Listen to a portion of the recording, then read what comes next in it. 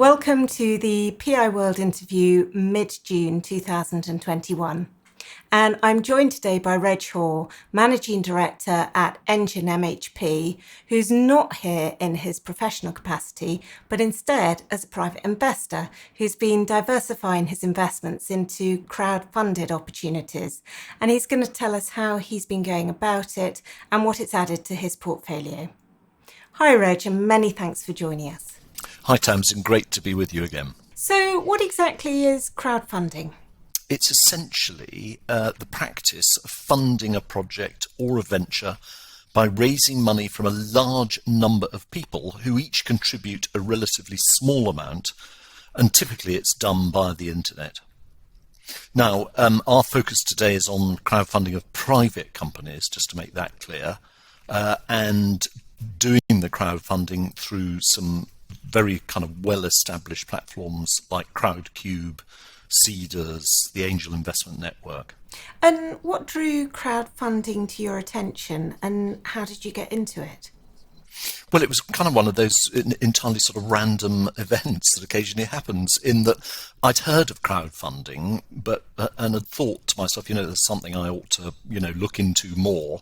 But I happened to be in one of my favourite restaurants near the office, Barafina, the Spanish tapas bar, and discovered that their parent company, Hearts, were doing a crowdfunding raise in order to open some new restaurants. And they had the very attractive incentive that if you invested a certain amount of money, you basically would get 2 free glasses of wine for each visit. So I thought, well, that's fantastic. So having to then sign up to actually put the money in, I had to sign up to the Crowdcube crowdfunding platform and, as it were, become a member of that platform.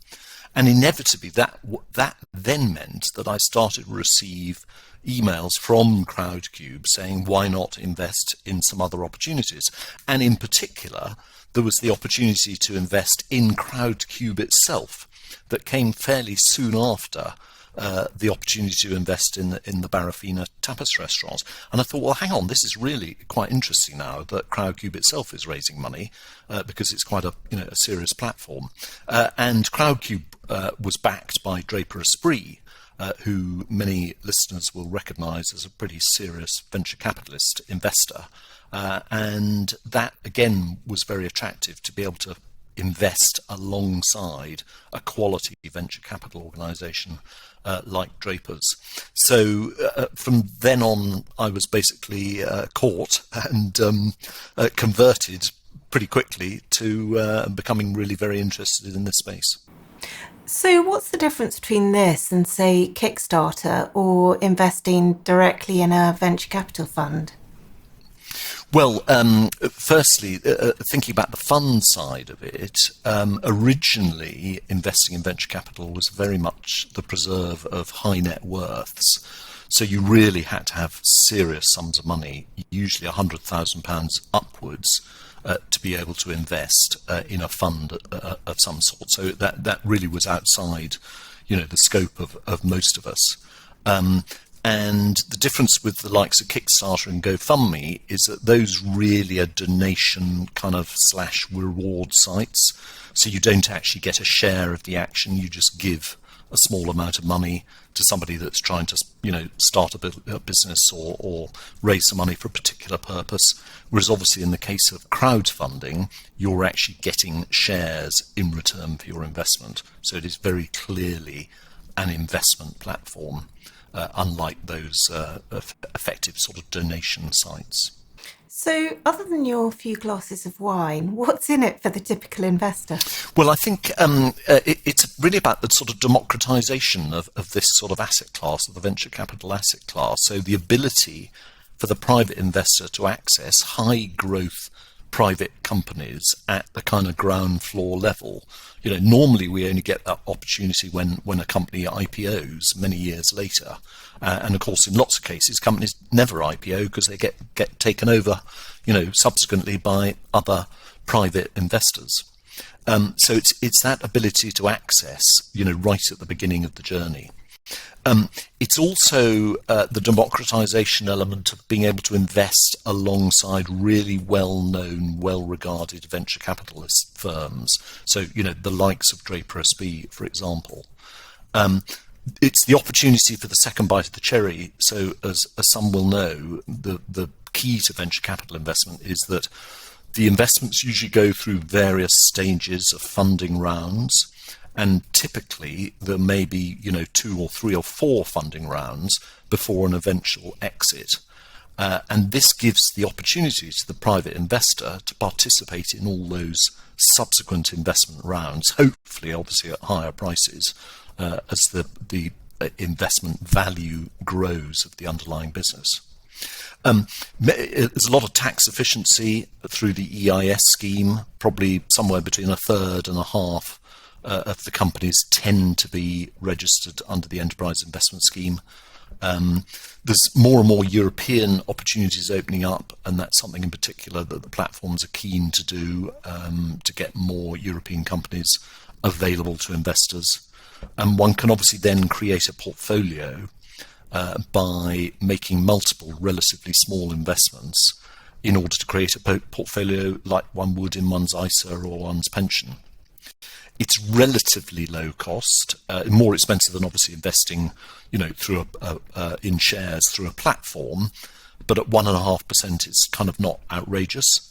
And ultimately, also, there's actually some very engaging and surprisingly good investor relations and shareholder incentives. It does sound quite risky. So, what are the downsides? You're right, it is risky. It's high reward, high risk, and the downsides are fairly obvious and straightforward. A lot of these businesses are pre-profitability. Many of them are pretty greenfield startups. The financial information can be a little bit sketchy because obviously historically if it hasn't made money, that may be the case. There are no sort of forecasts or research out there in the market that you can check from a friendly broker. The due diligence provided by the platform, i.e. by Crowdcube or Seed as one of the platforms, is relatively limited compared to what you expect. When a company IPOs on the stock exchange, and there's a prospectus, you don't get any of that. There's very limited liquidity, although interestingly, secondary marketplaces are being developed by the platforms. There are no dividends. There's a lack of visibility around timing of exit. The great advantage of the stock exchanges, we all know, is that we can exit at any minute and we can get our money back, literally within 24 hours, in the bank. This marketplace, clearly there is no visibility around that, and it may be a number of years before one gets the opportunity to cash out. The corporate governance is definitely weaker compared to public markets. And that's inevitable with entrepreneur-backed type businesses or entrepreneur-led businesses. And it's a relatively less well-diversified company set. So, if you are somebody that likes to invest across the market and get exposure to, most industries, whether consumer, financial, industrial, natural resources, whatever, you're going to find that the sectors are much narrower in terms of crowdfunding, and there's quite a heavy skew towards high growth type areas like tech and fashionable sort of happening trend areas. What sort of return are you hoping to achieve from something that you invest in a crowdfunded opportunity? Well, I think that's almost impossible to say because the range is literally going to be from negative zero, writing off the full investment, through to the potential for multi-bagging and potentially serious multi-bagging, 10 times and upwards for the really successful investments. And you can just see from the list on the left, the most obvious one is Revolut, because it's a particularly well-known name, and we now know that it's a multi-billion pound business. But that shows the scope for growth in these businesses. It's still a very immature market.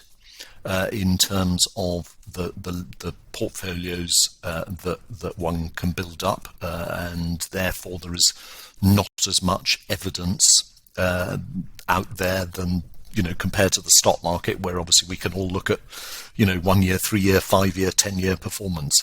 It's not that sort of market yet, but there will be more and more case studies, I think, in coming years where we'll be able to see, the performance of individual investments and sort of baskets of investments.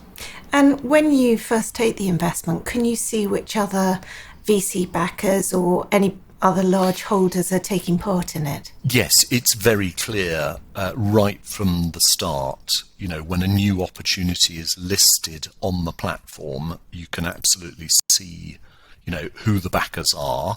And typically it's either just entrepreneur-led, and that's it. So the guys that started the business looking to raise money, on Crowdcube, or it's likely to be a business where there is already venture capital backing and has been maybe even for 2 or 3 years at this point, and the round that one is participating in, maybe a secondary, a tertiary, round of investment. And I've listed on this slide a number of the examples of the well-known VC backers who are involved in some of these companies. Balderton is one of the most successful tech investors of the last decade. Kinnevik is a huge Swedish VC business. Octopus, I think many will know from their small cap funds. You've also interestingly got the venture businesses within some very well-known industrial and technology businesses. So, Sony, Mercedes-Benz, BMW, Channel 4, all of them have venture businesses that invest in these companies. And Vitruvian, interestingly, is one of the private equity firms. So they're obviously, they've crossed over and are doing a mixture of private equity and venture capital. So should be a great comfort to one to be, investing alongside these guys, because, that they have really done their due diligence, massively so. Secondly, you also know that they've got a pretty firm hand on the tiller with these companies, i.e. they will be providing advice, not just money, but also, expertise, advice, their network, etc., etc. And if anything does go wrong along the way, they're pretty likely to step in and make management changes and even perhaps propose, a sort of earlier exit as a solution to any issues that may arise in terms of the underlying trading of the business. So it gives me, personally, a great comfort to be, essentially sitting alongside these guys. And what sort of percentage of your portfolio would you put into these crowdfunded opportunities? Well, quite a small percentage, to be frank, and looking across my sort of total stock market assets, my portfolio in this particular market is about 5% of the total sort of investments, private and public investments. And I'd say that's probably the sort of percentage that one would consider having, maybe maxed out at 10%, slightly depending obviously on the size of one's, total funds that one has available. But my view is that this is, it's specialised investment, it's alternative investment, it's risky investment, and therefore it's something to have effectively in a kind of side pot that is marked with long-term riskier potential, but quite exciting for the future. And do you view it as, I can lose all of that, but it's quite nice for the EIS relief? How do you view this part of your pot? Yeah, I think the EIS relief is more a comfort that if some of the investments aren't successful, that at least one has got the tax relief back. And depending on one's gains in other parts of the portfolio and how taxable those are, you can offset the capital loss against capital gains elsewhere. So from a tax perspective, it's quite efficient. Now, obviously, one should never invest purely for the tax benefit. One should be investing because, the ultimate business that one's putting one's money into, is a good business that one thinks is going to go up in value over the long term. But there's no doubt that the tax benefit, it just provides a bit of a comfort factor in terms of the kind of downside risk. Because if you're putting £1,000 in, for the sake of argument, and in reality it's only costing you 600 quid because of the £400 of tax relief, that just it feels a less risky venture to be undertaking. And is it long enough for you to see any sort of return from these investments? No. So as you can see from the list, I've only started this portfolio back in June 2018, so it's very much work in progress. And it also very much depends on the pipeline that's coming through on the platforms. And what I found is that it comes in sort of fits and starts of things that you think, oh, now that looks interesting. And then there might be a quiet period where there's nothing much, and they all look a bit too much like entrepreneur-led startups that look a bit too risky. Some of them look a bit too Dragon's Den-like. And you sort of think, I think I'll leave those alone. And then suddenly there'll be a rush of 2 or 3 which are backed by venture capital already, and you suddenly think, gosh, actually, I really should go after that. So 2 of those recent ones at the top of the list there, Seatfrog and Citymapper, 2 of my most recent investments, both, came along in a rush, literally within a week of each other. But it's too early to tell in terms of how the portfolio is going to mature. So we're only 3 years in, effectively. I'd expect a bit more clarity on that, say, after about 5 years. But importantly, you can see on the third column there on the right, I've put in the ones to date where there has been some sort of corporate activity. And you can see that's 5 out of 19 on that list already have seen some sort of event. So Chip have had it was originally a convertible stock. They've converted that into ordinary shares, and they're currently doing a follow-on second round opportunity for investment. Just Park have now done a follow-on round. That issue was a convertible as well. Coconut are doing a follow-on round. That's also underway at the moment. Free Trade have had a partial exit option, even though I only invested in it last year. They've already done another funding round with some more VCs and gave the opportunity for existing investors to exit at that point in order that the new investors could increase their shareholdings.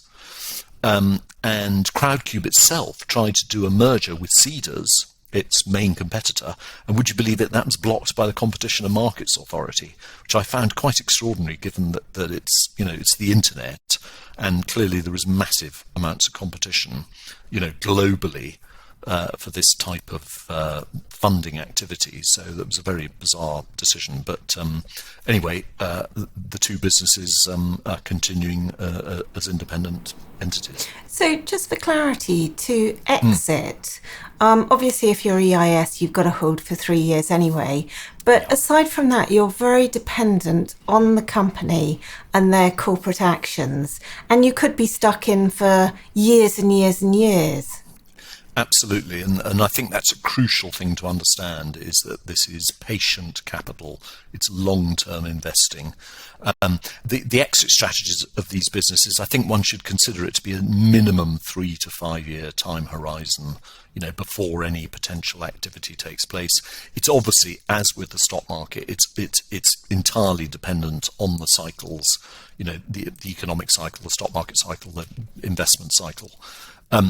Some of those exit strategies are going to be partial exits on higher valuations. So like the Free Trade one I was describing, where they do a follow-on investment round, but they give the opportunity for existing investors to exit at that point. And here's the Free Trade case study. They're amazingly already on round 8. You can see how the share price has developed over that period of time.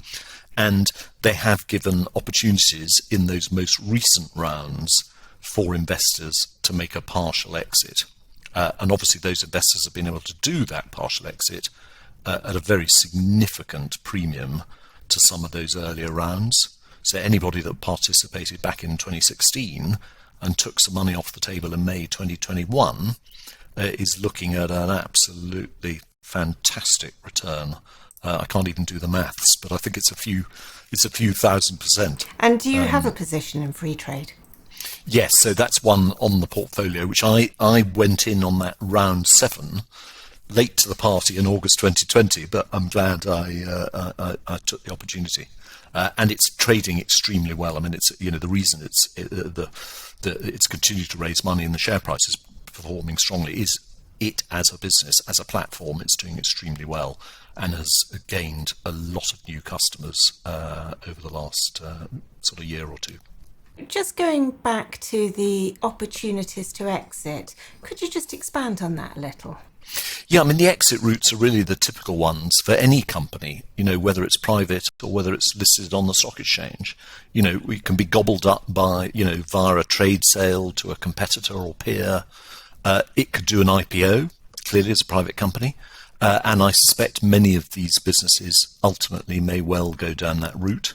It could do a secondary sale, by which I mean that it could be bought by a private equity firm or another venture capital firm, as it sort of matures as a business. And that's a very typical process that these businesses kind of go through, a process of going through a number of venture capital private equity hands as they become bigger and bigger and sort of go up the scale.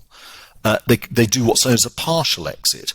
So it may be that, as with the free trade example, you can take some money off the table, but retain a portion because they've sold some stock again to a new private equity or new venture capital investor along the way. And then there's the buy and build option, which is, you keep on going. So to some extent, free trade are doing that because they're through to round 8. And they've been at it now for 5 years or so. Revolut clearly is still in that phase of continuing to build their businesses, continue to invest in their businesses, and therefore, as a private investor, you just continue to participate in that growth potential. And in their initial information, do they generally outline what they think the exit strategy will be? They tend not to, but you can imagine those are some of the questions that come up on the discussion forums. So as an investor, you've got a couple of weeks whilst the opportunity is open for investment in which you can ask that question. And usually they get, you might end up with some fairly predictable answers, but usually you get a feel for what the management intentions are. And once it's closed and the investment's running, do you ever get the opportunity to ask questions to management again? Yes, again, they're very open in terms of the forums available on the site.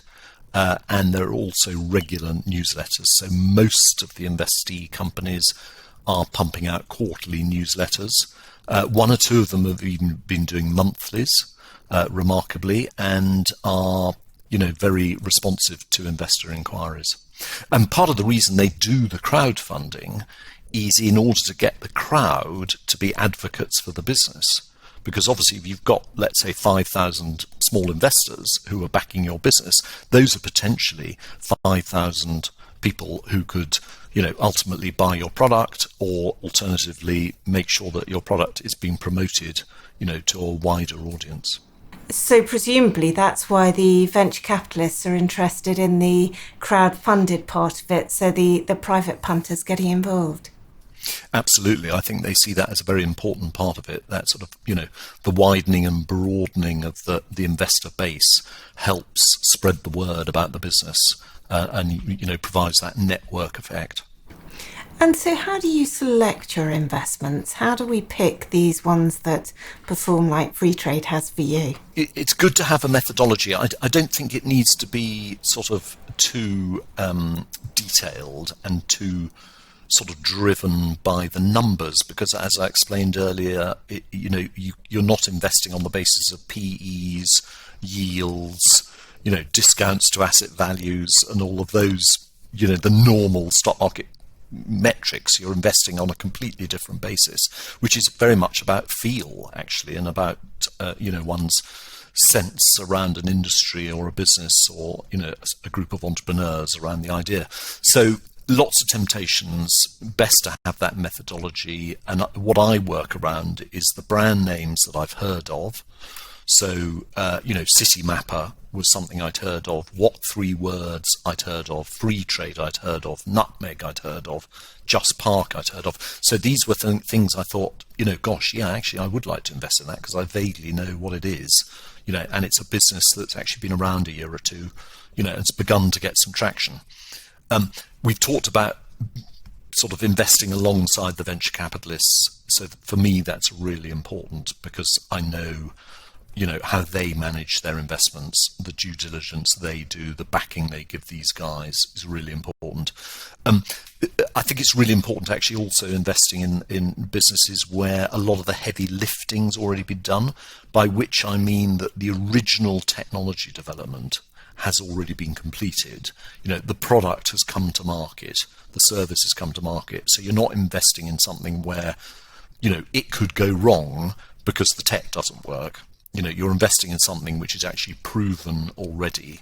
It functions, it works, it's gathering customers, it's gathering assets. So I think that's really important. And thus, it's already producing operational and earning revenues. And you can see the growth metrics, in action in terms of those numbers. The financial model. So although we can't necessarily talk about financials in the way we would with stock market investments, we can at least talk about the financial model. And is it subscription based? Are there recurring revenues? Those are 2 of the metrics which you really can analyze alongside customer growth and earnings growth. And so that again is something you can look at. Is it a business model that can be rolled out globally? I think that's really important. And obviously if it's tech, if it's a tech-based kind of platform-based business, clearly it can be rolled out not just out of the UK but into Europe, into the States. And many of these, the ones I've invested in, already have their first launches in other countries outside the UK. On-trend sectoral market opportunities. When I put some money into Fnatic, which was on the list earlier this year, I literally had never even heard of esports. And when I looked at it, I was like, I cannot believe that esports seems to be more popular than live sport. And yet there are these teams and brands out there doing it. And I noticed that there's been, I think, certainly one IPO in the sector recently on AIM. So it's clearly, it's on trend. And I thought, well, I'll participate in that because it is something that's going places.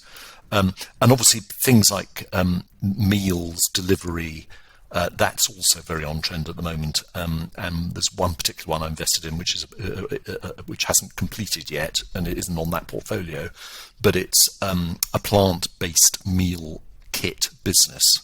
And obviously, as people are switching away from eating meat, and more people are going vegan or vegetarian, I think that whole area of plant-based meals looks very interesting for the longer term. Technology potential, obviously disrupting old economy markets. There's quite a lot of fintech apps, essentially around kind of banking, savings, investment, which are disruptors and I think are making probably life at the margin very difficult for the traditional bricks and mortar high street players. So I think that's, those are technology potentials, very interesting. And then lastly but not leastly, these businesses have got to have a realistic exit potential. So, in the back of one's mind, one's thinking, okay, who are the natural buyers of these businesses? And clearly if it's a fintech, if it's a savings or investment or banking type app, then the obvious buyers are going to be the big high street bricks and mortar guys, who haven't got that side of their business sorted out. And in order to get it sorted out, would have to start from scratch and throw a lot of money at it. Much easier to buy one of these guys, with an existing brand name.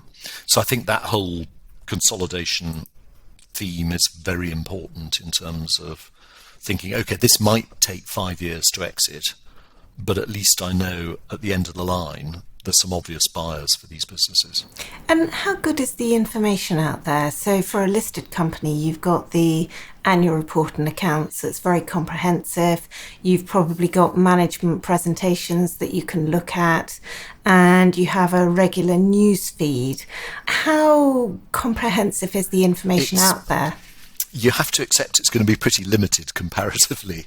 So when you first invest on the platform and you're looking at the potential opportunities, typically there's a video explaining what the business is with enthusiastic management team.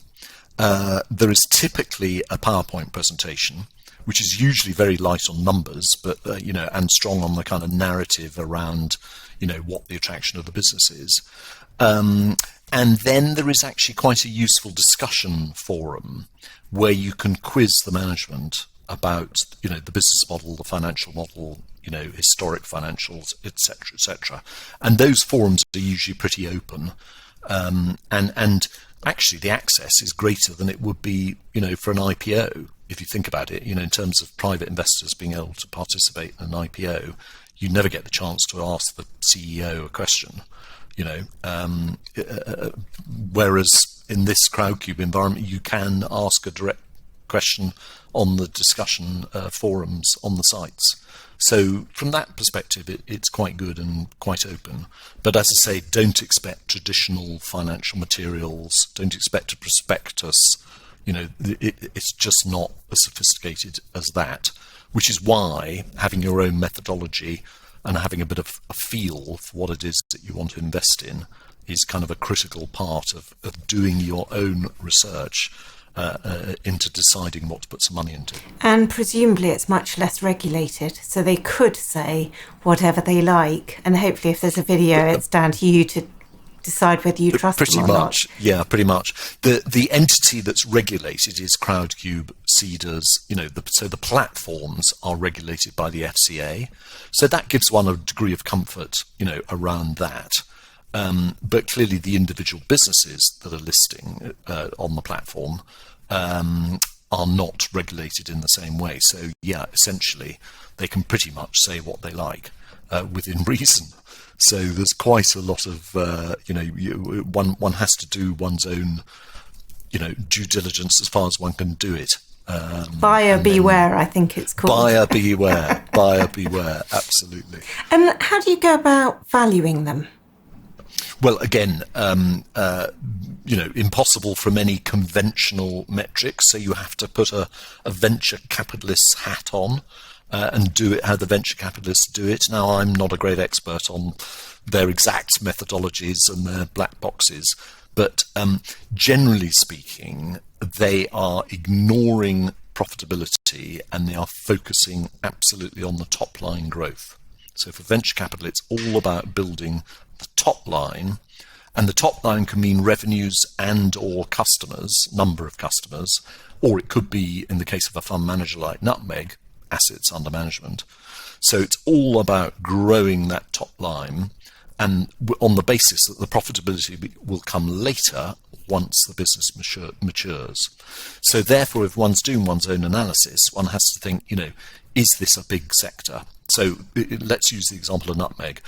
Clearly fund management is a massive sector. We know there are trillions and trillions of pounds, dollars, euros being managed globally by fund managers. So for Nutmeg to grab a share of that market shouldn't be too, impossible for it. And to grow it very quickly shouldn't be too impossible because, it's a massive market. It can gain market share very quickly. So that sort of analysis is really what one should be doing. And similarly, on the Nutmeg example, it's the number of customers as well as the funds under management. And obviously you hope that there's a relationship between the two, and the existing customers put more money with it over time. So the average funds per customer grow. So it's all about looking at those sorts of metrics. And sort of adopting the Baillie Gifford mindset. So by that I mean the mindset that enabled Baillie Gifford within their management of the Scottish Mortgage Trust to invest in all of those stocks like Amazon and Tesla and to make a huge amount of money for their investors. And their trick was to try and analyze the business and say to themselves, right, in 10 years' time, how big could this business be? And what value would you put on it at that point? And assuming that in 10 years' time it is making a profit and so on and so forth. And they did those calculations, way back when they first invested in those businesses, and they came up with the answers that, these businesses could be worth, very many billions of pounds, because, the revenues could be very many billions and the profits could be very many billions. And they realized that to buy it, at the beginning, when it was on that growth trajectory, it didn't matter what price they paid. And secondly, that they should continue to buy the stocks, on any pullback in the share price. So, if the share price comes back 20 or 30%, you add to your holding, because your 10-year time horizon is such that you're going to make money at the end of the road. So it's very much about kind of having that mindset about how big could this business be? If the management team get it right, how big could Nutmeg be in 5 years' time, 10 years' time? And clearly it could be running a lot more than just 2 or 3 billion, of funds under management. It could be running 50 billion, 100 billion, perfectly possible. So that's the valuation process one effectively has to go through. And since 2018, you've seen different sentiments in the capital markets. So presumably once you've bought in, there's no volatility because there's no market. But at the point of these companies raising the capital, they will be cheaper if there's less money around wanting these opportunities. And at the moment, there's lots of money sloshing around that might be looking for these sort of opportunities. So do you see a big difference in the valuations at which companies are raising, whether that's a multiple of revenue or however they're valuing themselves at different times of the market? Yes, I think that's highly likely that given there's a lot of capital around the world that is chasing opportunities, there's no doubt supply and demand is going to have an impact on valuations, and one is probably paying at the moment a little bit more than one would have been paying 18 months ago, for these opportunities. But in a sense, that's where the fact that these companies have successive funding rounds gives one the opportunity to kind of pound cost average. So if you look at that free trade example, where the valuation has steadily gone up, through each round as the business has grown, hopefully that means over time, you are, effectively averaging out your cost price. And it may be that, round 2 was a cheap round, and that round 4 was slightly more expensive, relative. Clearly round 6, round 7, would have been impacted in terms of the same price being paid, probably because of the pandemic, and the concerns that were still, at that time. And it wasn't really until the autumn of last year that valuations generally started taking off. And are there some that just don't get away at all? Yes, correct. Actually, not. Funnily enough, from those that I've tended to look at, most of them get away. And one of the skills of the platform of Crowdcube itself and Seeders is to set the expectations of the management team in terms of the amount of raise. So they'll say, right, just, the management team might want to raise 250,000, and Crowdcube will say, well, actually, why don't you just go for 200? And if you get 250, that's great. You can overfund. You can get 300. You get 350. But what you don't want to do is ask for 250 and then only get 200, and then you don't get anything, because it's got to be fully subscribed to actually then be completed, and for the shares to be issued and so on. And the platform creates the strike price. It's not a supply and demand thing. Yeah, correct, absolutely. And the strike price is set at the beginning of the process, so it's not adjusted during the process. So there is at least that transparency right at the beginning, that how much you're paying for your shares and what proportion of the equity is on offer. So you can see, therefore, what the valuation of the business is. The valuation, let's say, for the sake of argument, it's 10 million valuation, there's 10% of the equity on offer at a share price of 10p. So that is all very transparent, right from the start. And that can obviously help inform your decision. But I go back to the Bailey Gifford methodology. don't get put off by what might look like a scarily high valuation, because that's the nature of venture capital investing. If you're investing at that startup point, or that, a point a year or two in, it is going to look quite a scary valuation compared to a typical stock market valuation. But remember, we're talking about companies that are growing at, 20, 30, 40, 50% per annum for the sake of argument, 5 to 10 years. Whereas in the stock market, we might be paying P's of 15 or 20 for companies that are growing at single digits. And anyone that I talk to that does EIS investing say their success rate is very, very poor. So what would you say your success rate with this would be? How many opportunities have you bought into? So there's about, I think there's 19 on that list, and there's a couple more that I'm currently going through the process of doing at the moment.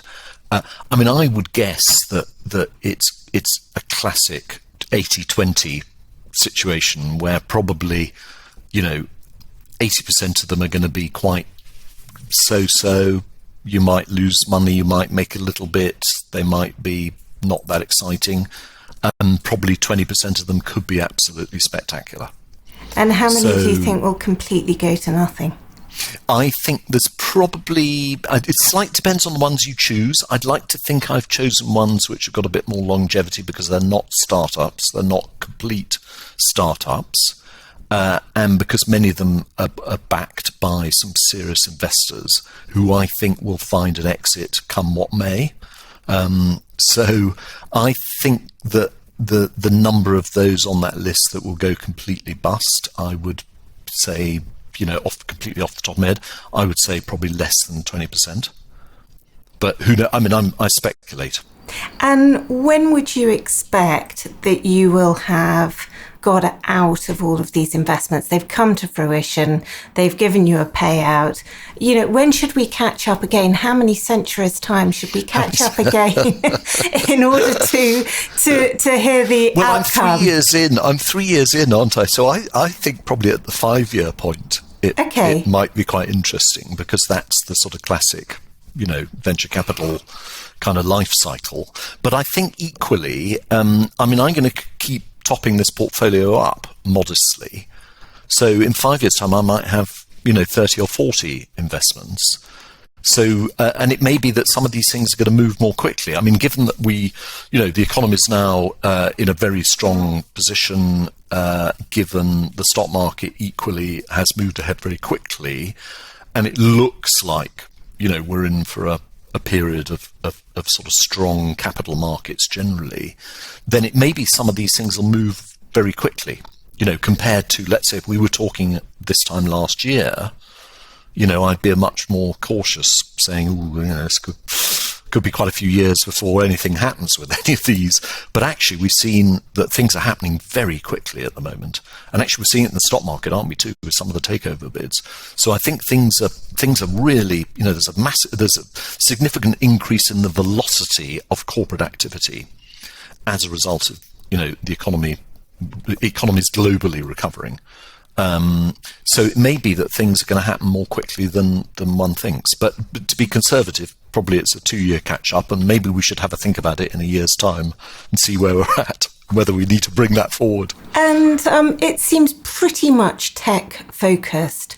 Do you think that the crowdfunding marketplace will move out? Investing has become a bit more value-focused recently. We've got inflation on the horizon. Do you think the crowdfunding market sectors will open up?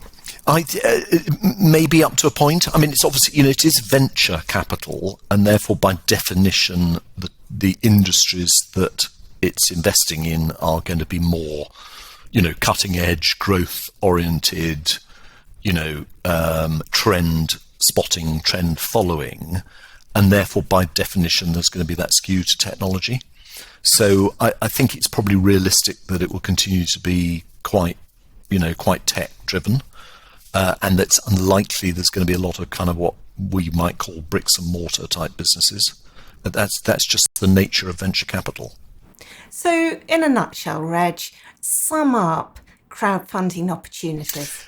So I think, as we discussed, it's high risk, it's high reward. It won't be for everybody, but as part of a kind of diversified portfolio, I think it has a place within that portfolio for some sort of high risk, high reward opportunities. It's about being patient. It's patient capital investing. We've talked about 3 to 5 year time horizons. It's probably longer than that in many cases. It is regulated by the FCA, so that's good news. Self-certification is required re one's personal wealth, so one needs to be a sophisticated investor in order to access these opportunities. One's in good company, one's investing alongside some pretty serious venture capital investors, which does give comfort. The EIS tax relief is an important element of managing the risk around these investments. But the potential, if one's portfolio matures in the way that it hopefully will, is to hopefully pick up some multi-baggers and make some serious wonga. Reg, many thanks indeed. And tell people where they can find you. So you can find me on Twitter at Reg Hoare, all one word, where I occasionally pontificate about investing activities. And now we've done this video, I will post a little bit more about what I'm up to on the crowdfunding front. Superb. Thank you very much. And to all our listeners, you can find many more educational and entertaining investing videos at piworld.co.uk. Many thanks for listening and stay well.